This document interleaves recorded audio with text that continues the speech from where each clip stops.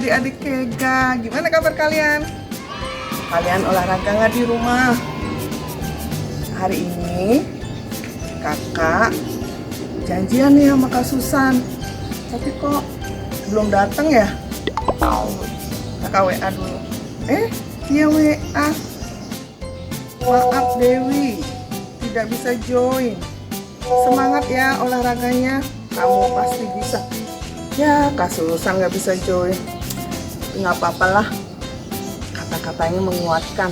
Jadi kakak semangat untuk olahraga. Adik-adik udah siap ibadah nggak? Tapi tunggu dulu ya. Tara! Nih kakak udah rapi. Gimana adik-adik di rumah? Kalau mau ikut ibadah, harus rapi juga. Kayaknya ada yang masih tidur-tiduran. Yuk bangun. Kita akan mendengarkan pesan-pesan dari Kak Susan. Nah, tapi sebelumnya kita berdoa dulu ya. Tuhan Yesus, terima kasih buat hari ini. Kami berdoa buat ibadah kami. Kami berdoa supaya adik-adik yang di rumah yang mendengarkan firman-Mu agar mengerti setiap perkataan firman yang akan disampaikan oleh Kak Susan, supaya adik-adik di rumah boleh memiliki hati yang lembut untuk mendengar setiap firman-Mu ya Tuhan. Berkati kami semua, berkati ibadah kami dari awal, pertengahan hingga akhir. Terima kasih Tuhan, hanya di dalam nama Yesus kami berdoa dan mengucap syukur. Amin.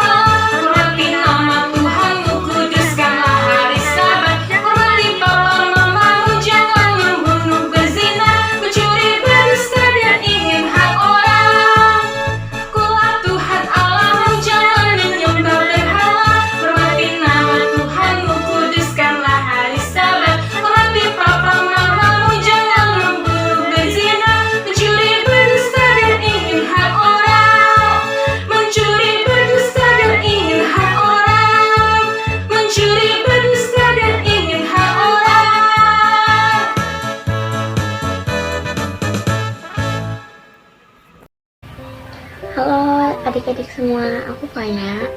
Di sini aku mau bahas tentang cara membangun bangunan. Nah, cara membangun bangunan itu gimana sih supaya bisa kuat dan kokoh kayak gini? Nah, bangunnya ini pasti memiliki fondasi yang kuat. Kayak kalau fondasinya nggak kuat, pasti bangunannya akan jatuh atau runtuh ya kan? Nah, membangun bangunan itu nggak cuma bangunan ini doang adik-adik, tapi juga bisa membangun diri kita sendiri dan juga bisa membangun diri orang lain.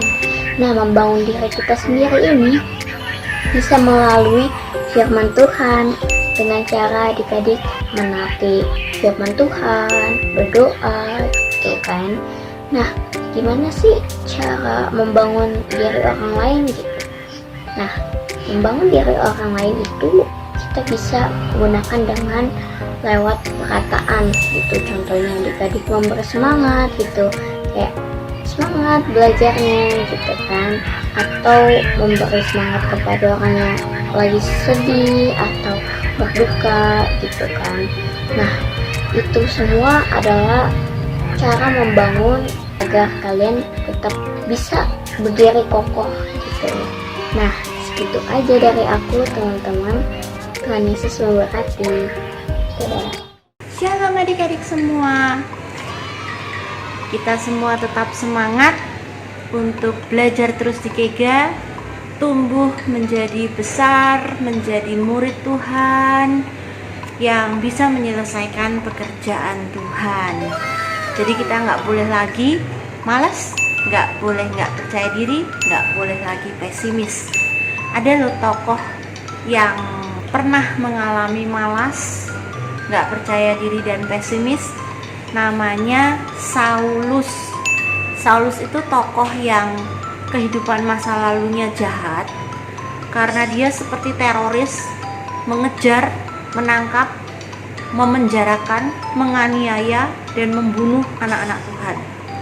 Sampai Tuhan menampakkan diri kepada Saulus dan membuat dia bertobat menjadi murid Tuhan dengan nama panggilan Paulus. Nah, suatu hari ada seorang tokoh bernama Yusuf. Oleh rasul-rasul, Yusuf diberi nama panggilan Barnabas yang artinya anak penghiburan atau si penyemangat. Nah, nama panggilan itu adalah nama yang menggambarkan sikap positif yang menyemangati membangun seseorang. Beda lo sama nama ejekan. Nama ejekan itu kan nama yang menggambarkan sifat jelek yang menyakiti seseorang. Ya. Nah, suatu hari Tuhan Roh Kudus mengingatkan Barnabas untuk menyemangati membangun Paulus dengan kata-kata yang positif dan baik. Barnabas taat dan dia mau loh pergi mendatangi rumahnya Paulus yang jauh untuk mengajak dia kembali melayani. Mungkin percakapannya seperti ini. Hai Paulus, aku dengar orang-orang non-Yahudi di Antioquia itu sekarang banyak yang sudah menjadi murid Tuhan loh. Terus Paulus tarik, wah menarik ya, aku pengen kesana tapi aku selalu masalah dengan masa laluku yang jahat sehingga orang-orang tidak menyenangi aku. Jadi si Paulus itu jadi malas, jadi nggak percaya diri, jadinya pesimis gitu. Terus Barnabas menyemangati, membangun dengan kata-kata yang baik dan positif. Kata Barnabas, ayo Paulus, kita kembali bersemangat seperti kamu kan 3 tahun yang lalu sudah melayani. Kita tetap semangat, kita pergi ke Antioquia bersama, kamu jadi sahabatku, dan kita kembali mengajarkan kabar baik buat murid-murid di Antioquia. Barnabas dan Paulus akhirnya taat dan mereka melayani di Antioquia. Dan benar orang-orang menjadi percaya kepada Paulus karena mereka terlebih dahulu percaya kepada Barnabas. Kan dia murid Tuhan yang baik, sehingga semua perkataan cerita Barnabas tentang Paulus yang sudah bertobat, orang-orang menjadi percaya kepada Paulus, dan Paulus bisa menjadi saudara seiman mereka dan mereka melayani bersama. Dan terbukti sejak saat itu murid-murid Tuhan di Antioquia disebut pertama kali sebagai Kristen.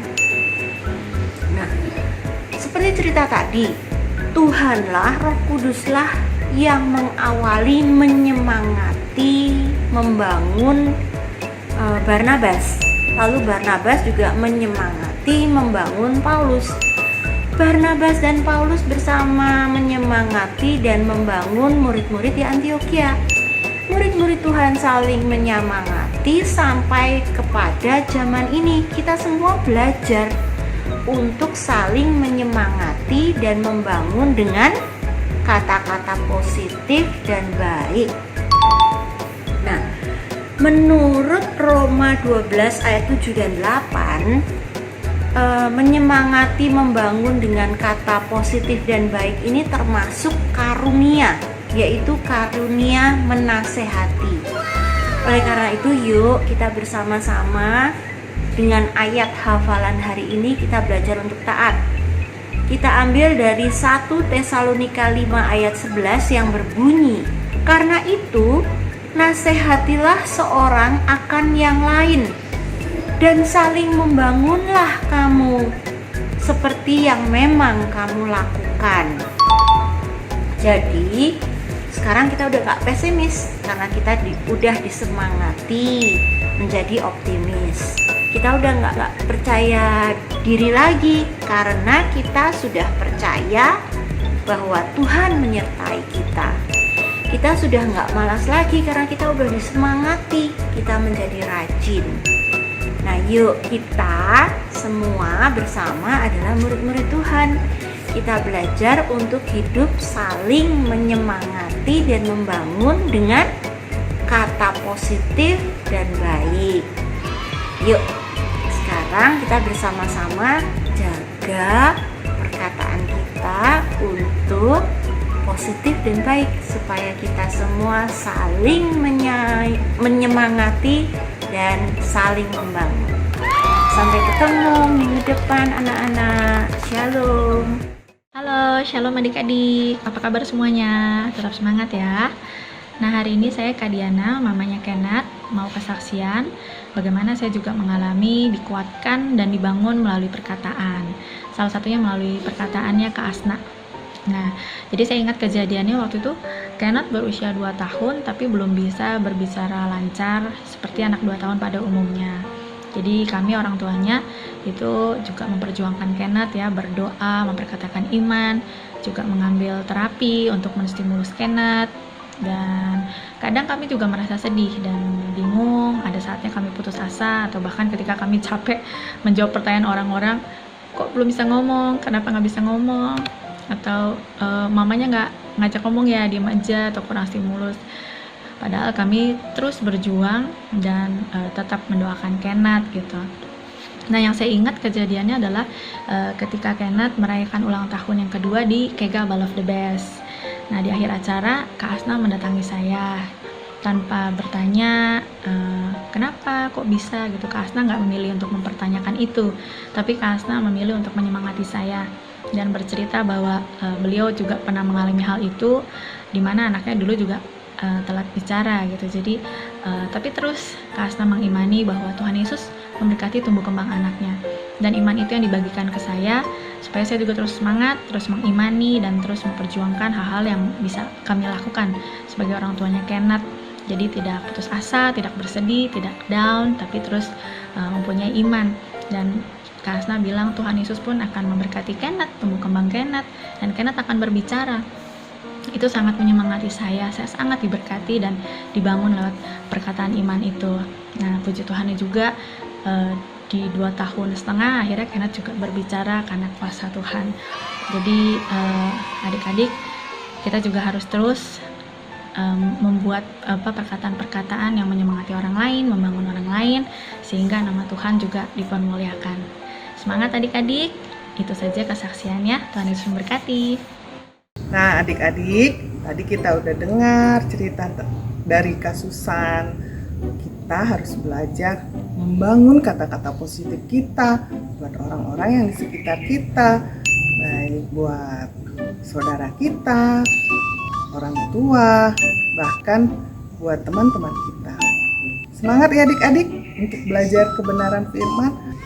Nah, kita akan mengakhiri nih ibadah kita hari ini. Minggu depan ingat ada ibadah Zoom. Dan jangan lupa ayat hafalan dikirim ke pembina masing-masing. Untuk mengakhirinya, kita akan berdoa. Yuk adik-adik, kita berdoa. Terima kasih Tuhan buat ibadah kami hari ini. Terima kasih buat kebenaran firman-Mu. Biarlah itu tertanam dalam hati kami dan menjadi pelita bagi kami. Tuhan, berkati adik-adik kami yang di rumah, dimanapun mereka berada. Itu bungkus mereka dengan kuasa darah-Mu, beri kekuatan, beri kesehatan. Terima kasih Tuhan, hanya dalam nama Yesus kami berdoa dan mengucap syukur. Haleluya. Amin. Hati-hati gunakan mulutmu